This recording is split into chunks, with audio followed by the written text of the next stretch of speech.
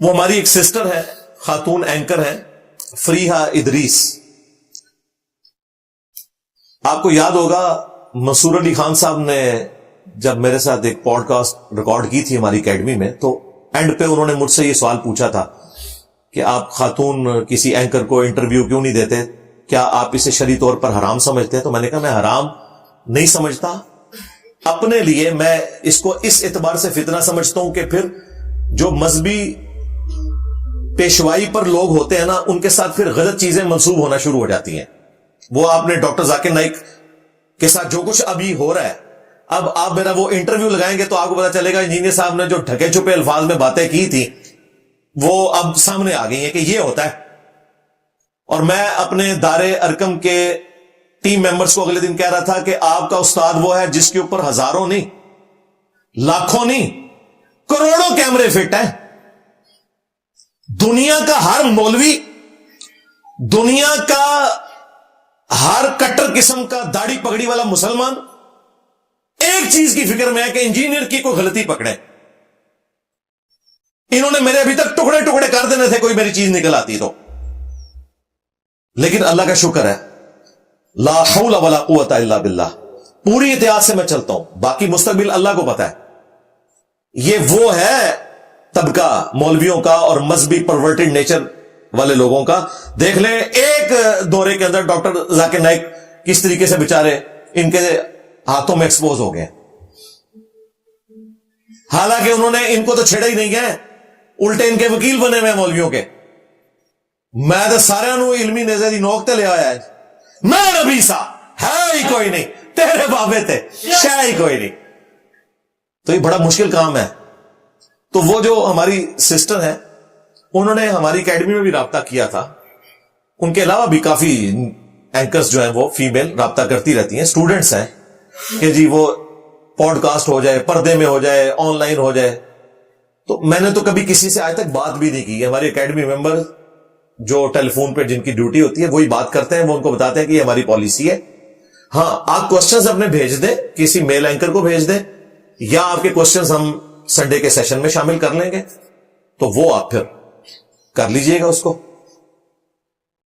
ایک میرا رمضان میں پروگرام ہوا تھا جس میں ایک ہماری سسٹر بھی بیٹھی ہوئی تھی, ڈاکٹر غلام مرتضی ملک کی بیٹی. لیکن وہ بھی مجھے اس جو پروگرام میں بلایا گیا تھا, میرے سامنے کوئی سکرین نہیں تھی, مجھے نہیں پتا تھا کہ وہاں کون کون بیٹھا ہوا ہے. اور ہر پروگرام سے پہلے ہم یہ شرط رکھتے ہیں کہ وہاں کوئی فیمیل اس اعتبار سے نہ ہو, لیکن وہ انہوں نے دھوکے سے کیا تھا. وہ تو جب وہ بولی تو مجھے پتا چلا. میں نے کہا اب یار میں اس وقت ان کے ساتھ کیا کروں, تو میں نے وہ پروگرام بھی اٹینڈ نہیں کرنا تھا. خیر اس میں بھی میرا ان سے کوئی انٹریکشن نہیں تھا, ہم سے تو عمر میں وہ بڑی ہیں. وہ ان کے والد صاحب ایک اچھے عالم دین تھے, شہید ہو گئے. ڈاکٹر سراج صاحب کے قریبی ساتھیوں میں تھے, اور 90s میں وہ اس وقت چھائے ہوئے تھے پی ٹی وی کے اوپر. انداز گفتگو بھی ان کا بڑا اچھا تھا. تو یہ فتنہ پھر ساتھ جڑا ہوتا ہے کہ ساتھ پھر عجیب و غریب قسم کی چیزیں شروع ہو جاتی ہیں. تو وہ جو ہماری سسٹر ہے فریحہ ادریس, ان کے ساتھ انٹرویو جو ریکارڈ ہوا وہ مارکیٹ میں جب آیا تو اس میں بھی اسی طریقے سے ایک جملہ لوگوں نے پکڑ لیا. حالانکہ وہ اوورآل گفتگو بڑی اچھی تھی.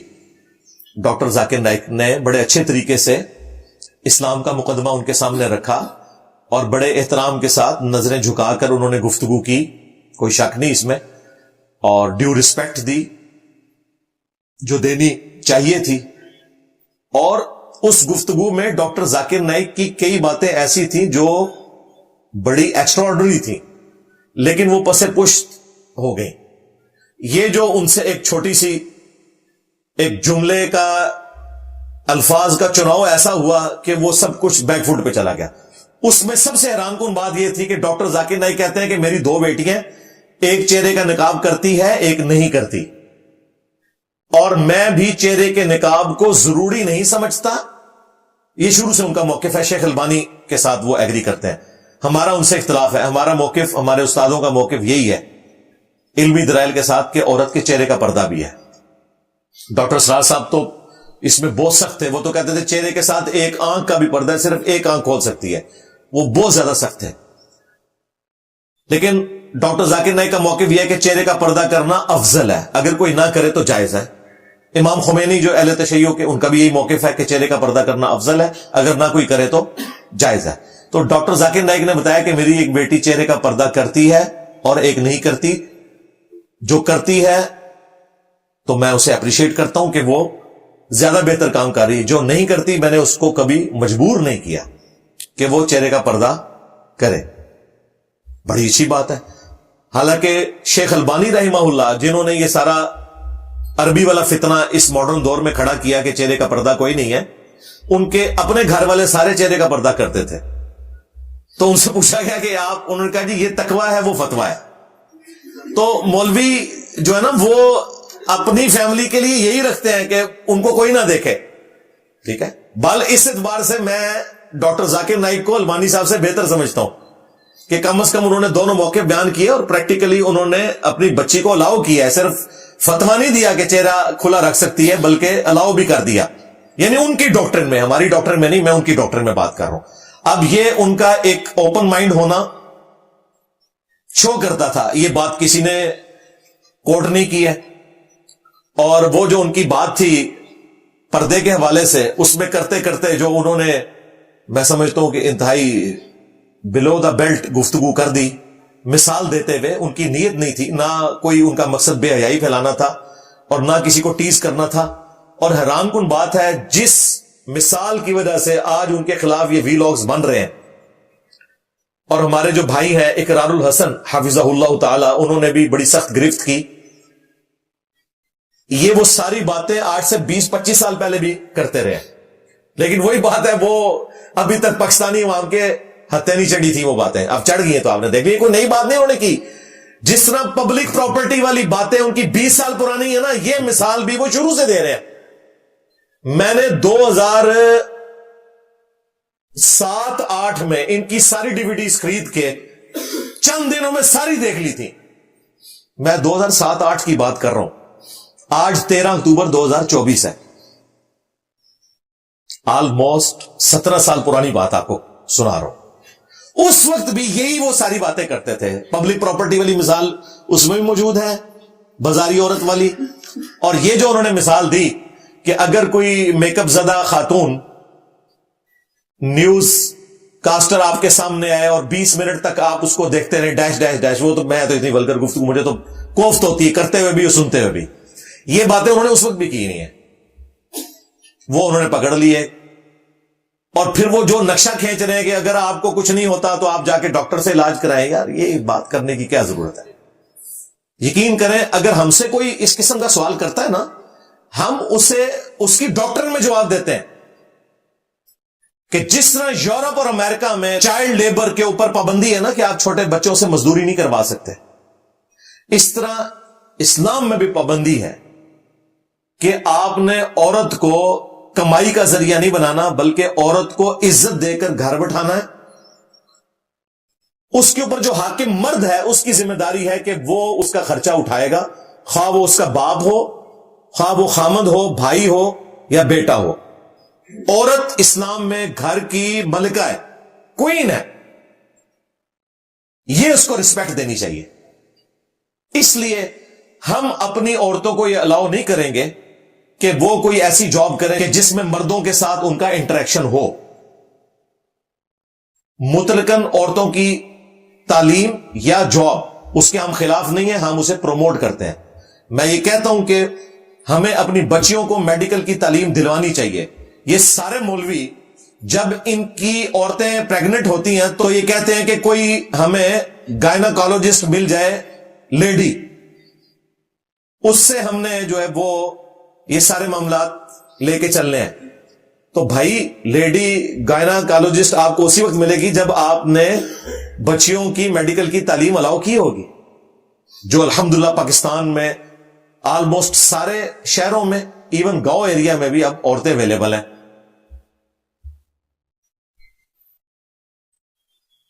اسی طریقے سے ایجوکیشن میں، یعنی تعلیم کی فیلڈ میں عورتوں کو آنا چاہیے. ظاہر ہے بچیوں کو تعلیم دینے کے لیے بچیاں ہی ہونی چاہیے. کو ایجوکیشن کو آخری درجے میں اوائڈ کرنا چاہیے، لیکن جب تک کوئی آلٹرنیٹو موجود نہیں ہے اس وقت تک تو ظاہر اسی سسٹم میں بچیوں نے تعلیم حاصل کرنی ہے گیون سرکمسٹانسز میں. میں بالکل وہ طالبان والے نظریے کو درست نہیں سمجھتا جو انہوں نے اس وقت ظلم کا بازار گرم کیا ہے، کہ پہلے انہوں نے جھوٹ بولا انٹرنیشنل میڈیا سے کہ جی ہم وقتی طور پہ اسکول بند کر رہے ہیں. ہمارے کئی اسٹوڈنٹس ہیں افغانستان میں، وہ بتا رہے ہیں انہوں نے پرماننٹلی اسکول بند کر دیے ہیں اور وہ بچیوں کی تعلیم کے خلاف ہیں. یہ بالکل جھوٹ بول رہے ہیں کہ وقتی طور پہ. وقتی طور کیا، چوتھا سال شروع ہو گیا. انہوں نے اپنی عورتوں کو پھر مردوں سے بھی چیک کروانا ہے بعد میں، وہ بھی ان کو ہضم نہیں ہوگا. یہ کیا کر رہے ہیں؟ تو ہم قطعاً عورتوں کی تعلیم یا ان کی جابز کے مخالف نہیں ہیں. ہم سیکس ڈسپلن کی بات کرتے ہیں کہ اسلام سیکس ڈسپلن میں بلیو کرتا ہے. فرائیڈ نے تو ابھی آ کے کہا ہے نا کہ سب سے امپورٹنٹ جذبہ سیکس کا ہے. قرآن جو ہے وہ 1400 سال پہلے کہہ رہا ہے زُيِّنَ لِلنَّاسِ حُبُّ الشَّهَوَاتِ مِنَ النِّسَاءِ، مزین کر دی گئی ہیں انسانوں کی جو خواہشات ہیں انسانوں کے لیے، ان میں پہلے نمبر پہ عورت، اس کے بعد اللہ تعالی نے دولت اور باقی چیزیں گنوائی ہیں. میں اکثر اپنی ویڈیوز میں کہتا ہوں کہ مجھے اسلام میں توحید کے بعد سب سے زیادہ پسندیدہ چیز سیکس ڈسپلن ہے.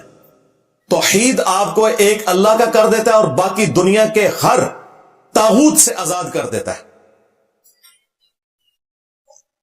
اور سیکس ڈسپلن، اس سے بہتر کوئی ذریعہ ہی نہیں ہے اس دنیا میں زندگی گزارنے کا. یہ سارے کا سارا فتنہ جو ہے وہ سیکس ڈسپلن کی خرابی کی وجہ سے. یہ آج سوشل میڈیا ہمارے لیے جو عذاب بنا ہوا ہے، کیوں بنا ہوا ہے؟ سیکس ڈسپلن نہیں ہے، بے حیائی عام ہوئی ہوئی ہے. جو اسلام نے سیکس ڈسپلن دیا ہے نا، یہی سیکس ڈسپلن ہونا چاہیے تھا جتنا امپورٹنٹ جذبہ اللہ نے رکھا ہے. اس سے کم پہ کسی صورت نہیں ہو سکتا. سورۃ النور میں ایک ہی آیت میں اللہ تعالی نے فرمایا، پہلے کہا مومن مردوں کو حکم دو کہ اپنی نگاہیں نیچی رکھیں، اس کے بعد کہا کہ مومنہ عورتوں سے بھی کہو کہ اپنی نگاہوں کو نیچا رکھیں.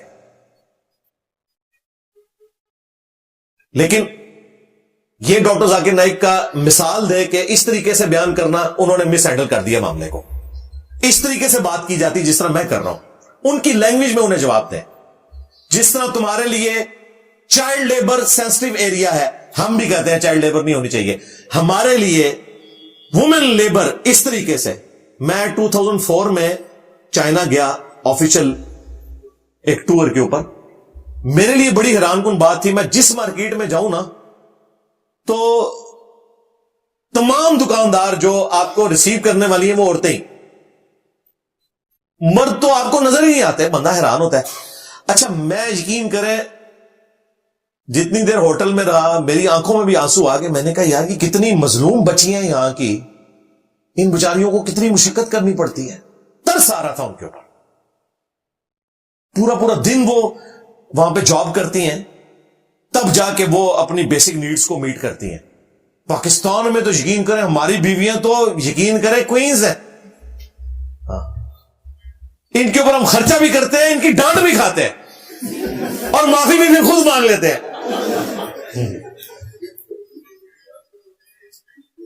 اللہ نہ کرے انہیں پاکستانی عورتوں کی ہوا لگ جائے،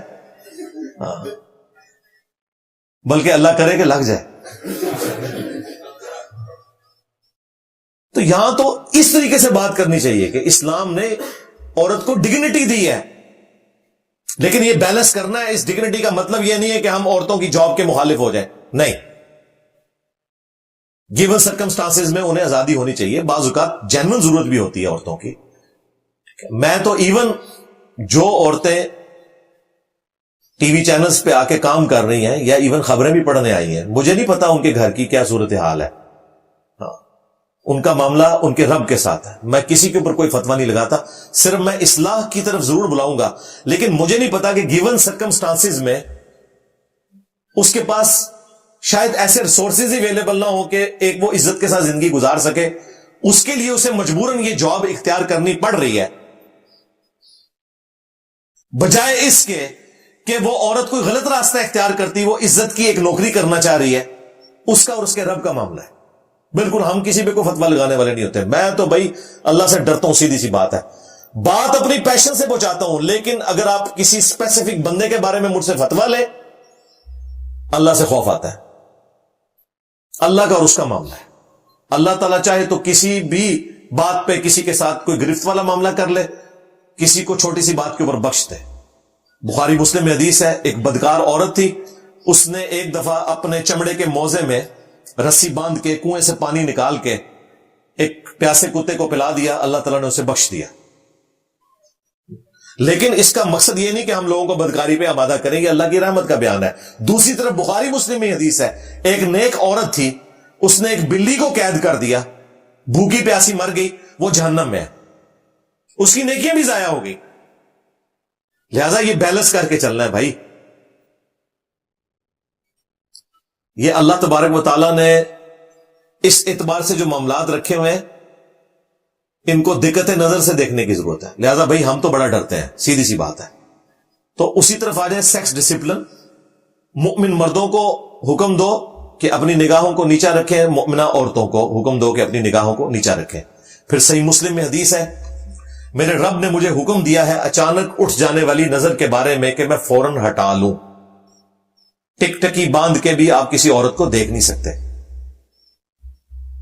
خبریں بھی اگر دیکھنی ہے تو ضروری نہیں کہ آپ نے دیکھنی ہے، ہاں سننی ہے۔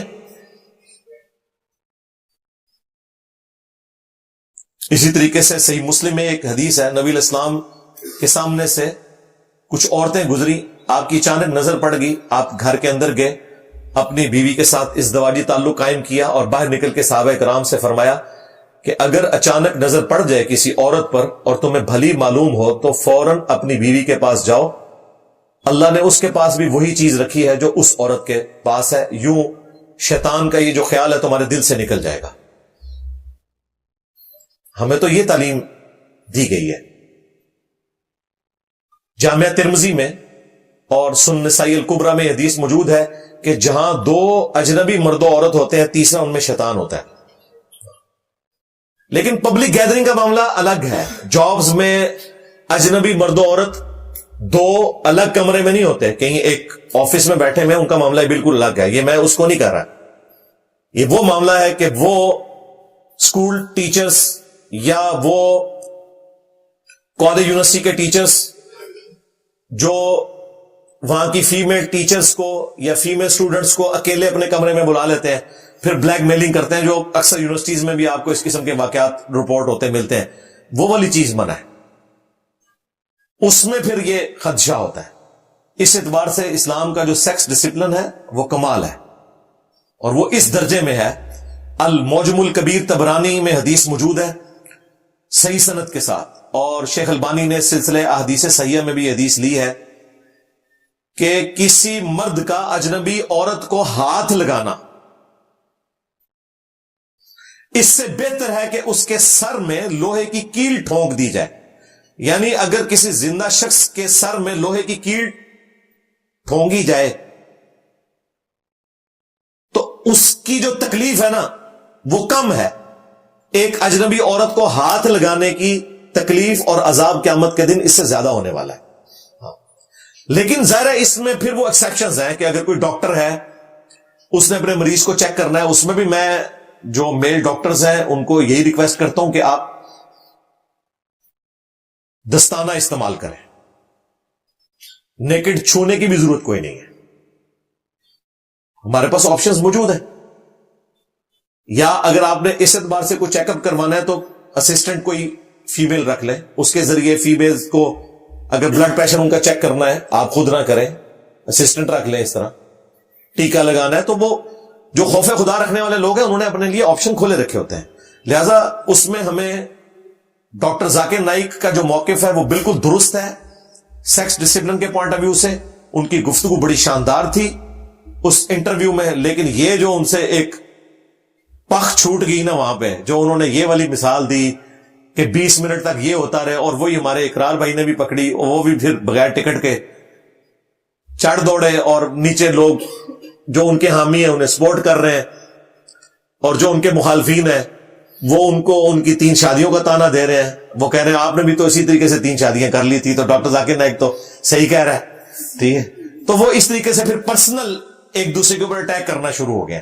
اینڈ رزلٹ اس میں سے یہ نکلا ہے. لہذا ڈاکٹر ذاکر نائک سے میں ریکویسٹ کروں گا کہ مستقبل میں بھی اپنے معاملات کو ذرا اچھے طریقے سے دیکھ کر چلیں. اس قسم کی کوئی گفتگو نہ کریں کہ وہ بعد میں پھر بار بار اس کی کلیریفیکیشن دینی پڑ جائے. اب رات کو کلیریفیکیشن ہی دے رہے تھے بادشاہی مسجد میں, اور وہ ساری حدیثیں سنا رہے تھے. اور بھائی ان حدیثوں سے کسی کو اختلاف نہیں ہے, اور نہ ان حدیثوں کو یا آیات کو بیان کر کے آپ مسلمانوں کو یہ بتانے کی کوشش کریں کہ وہ جو آپ نے جملے بولے ہیں اور وہ جو آپ نے نقشہ کھینچا ہے وہ آپ نے صحیح کیا ہے. اسی سے اختلاف ہے. کسی مسلمان نے آپ پہ یہ اعتراض نہیں کیا کہ آپ نظریں جھکا کے انٹرویو وہاں کیوں دے رہے تھے. کسی نے اعتراض کیا؟ آپ کے اسی جملے پر اعتراض تھا کہ آپ کو یوں اس طریقے سے گفتگو نہیں کرنی چاہیے تھی. ایک بلو دا بیلٹ گفتگو ہو گئی ہے, یہ مس ہینڈلنگ تو ہوئی ہے.